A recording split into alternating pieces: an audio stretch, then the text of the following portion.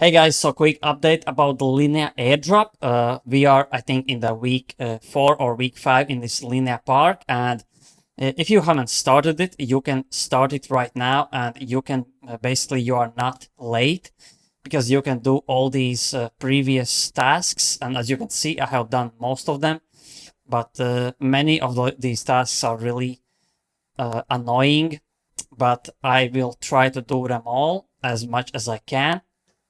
And as you can see, there is not much left.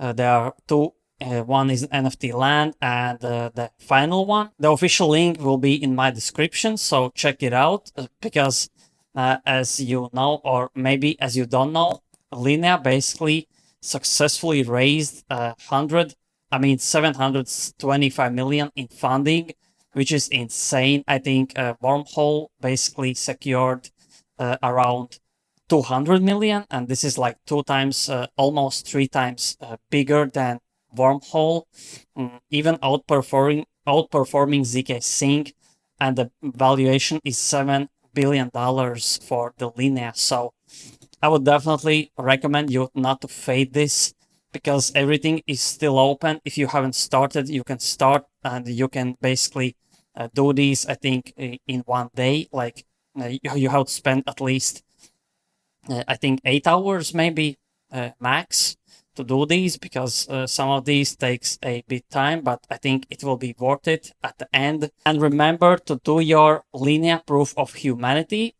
This will basically be really important. First of all, you have to do one from the group A. As you can see here, your account must complete number one attestation from group A and two attestations from group B, and these are really easy. I did Ruby score and 0x score.